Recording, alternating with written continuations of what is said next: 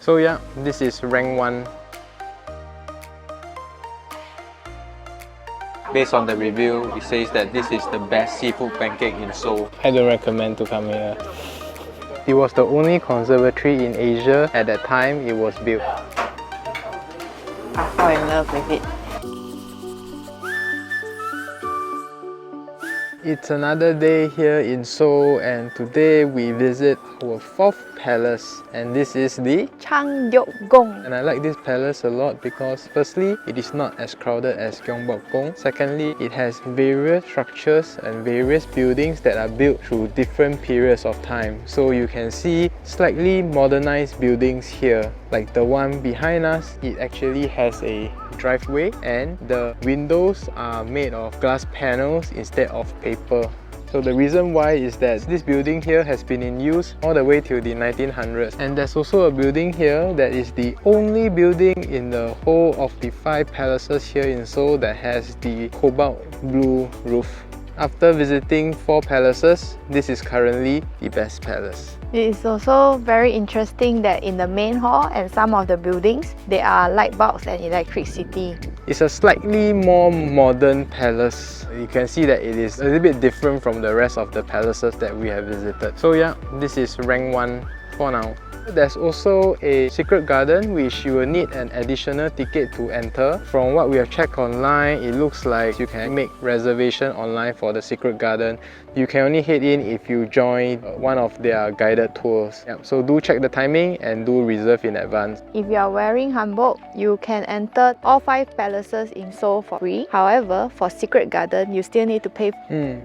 We'll be heading to the secret garden next, and we will see you when we get there.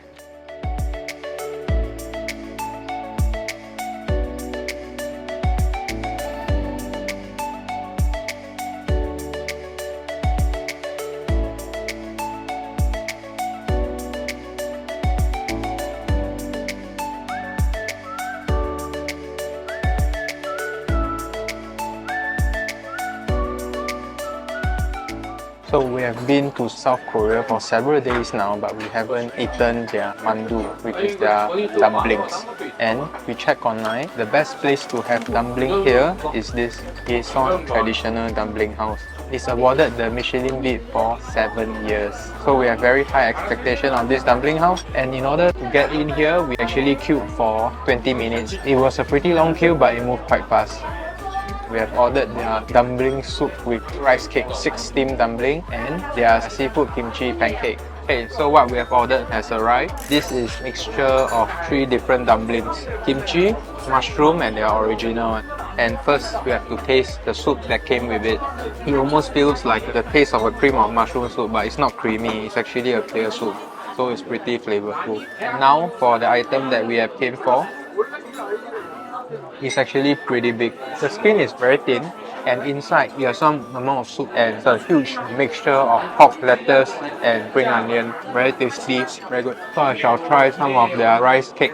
It's circular in shape. Not much of a taste except for its chewy texture, but together with the broth, it's actually not bad. The bowl in front of me is actually the boiled version or their signature dumpling with the rice ball, and the soup tastes the same as this soup that they have given me. So I shall try this kimchi one because this looks like the best out of the 3, and I personally like some spicy flavor in the dumpling. It's not spicy, it's the same type of meat, but with the kimchi, it's not as juicy and you can't really taste the pork taste that well. Very different taste from the original one. So if you are in to eat mandu, and you don't mind queuing for 20 minutes, give this a try. And while I'm eating, our seafood pancake has arrived. The reason why we ordered seafood pancake in a mandu restaurant is because based on the review, it says that this is the best seafood pancake in Seoul.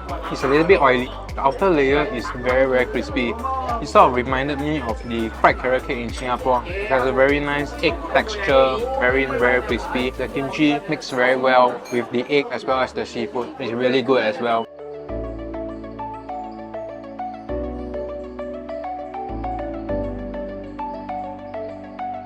And our next destination is not a palace, but it is a shrine. It is called the Jongmyo Shrine. This shrine, unlike most shrines that we visited, is not dedicated to any god.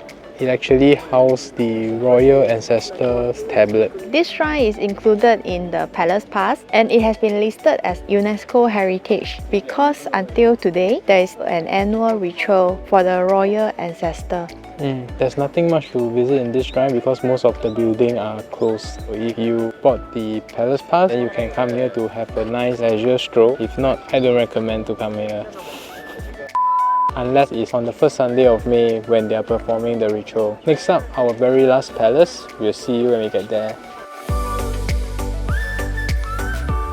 We are now at our fifth and final palace here in Seoul, Korea. This is the Changyong-gong. The main hall is relatively small because it's for residential purpose. The king built this palace for his grandmother, mother and aunt. So that's why the residential area at the back of the palace has a bigger area compared to the main hall. And one other interesting building here is right behind us. This is called the Grand Greenhouse. It was the only conservatory in Asia at that time it was built, and right now it houses a lot of rare plants. This greenhouse is very different from the rest of the buildings here in the palace.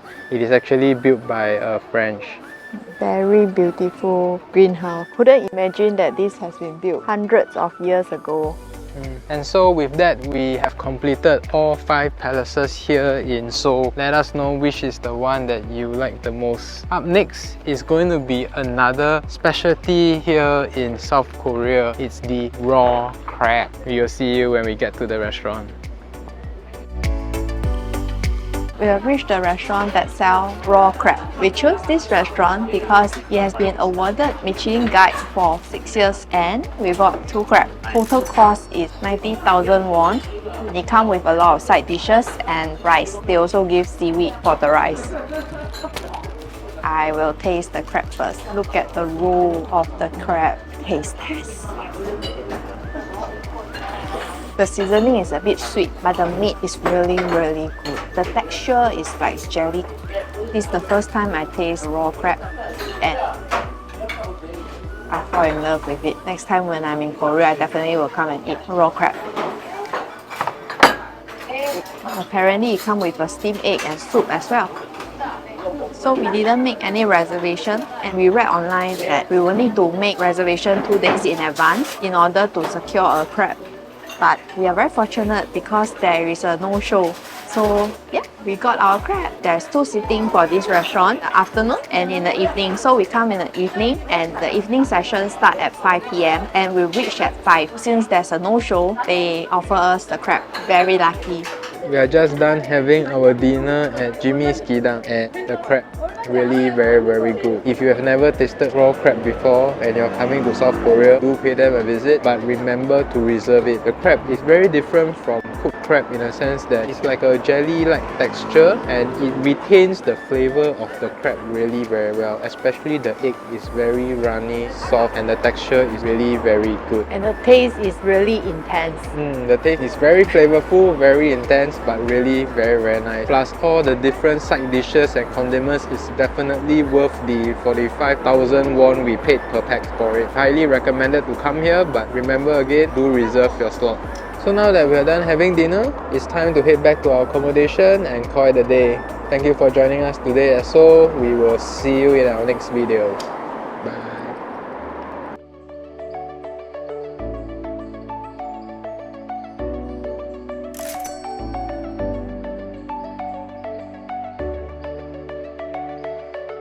Thank you for watching. Do hit the like and subscribe button for more travel related videos.